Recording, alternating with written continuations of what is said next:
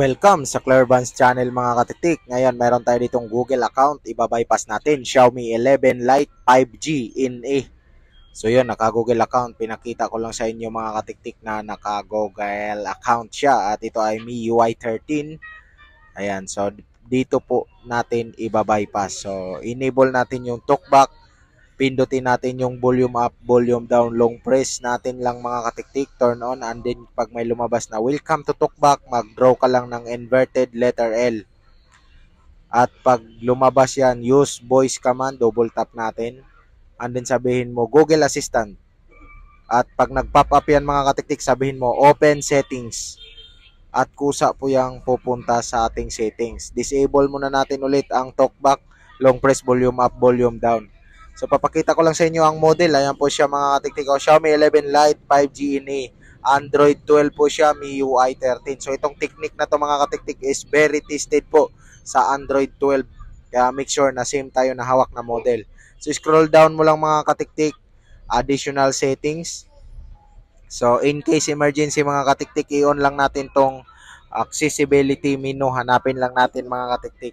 In case of emergency lang yan para di tayo pabalik-balik mga katiktik. Kaya i-on nyo lang in case of emergency. Baka magamit natin mamaya. Kung hindi, di okay lang po.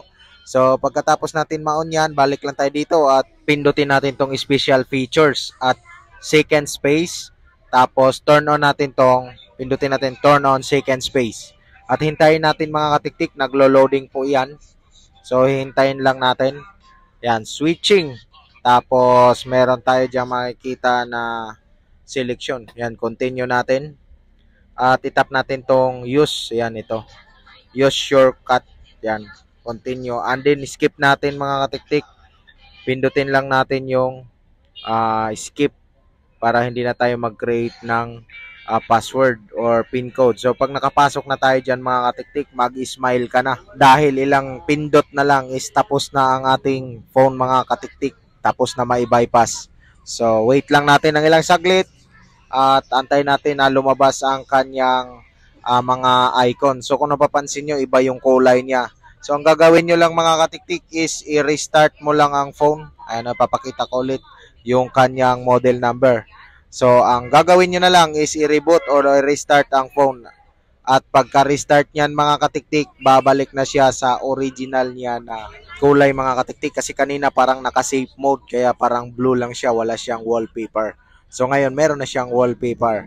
At congrats mga katiktik kung nakatulong sa inyo ang video na to. Naway huwag niyong kalimutan i-like at syempre mag-subscribe naman. Maraming salamat.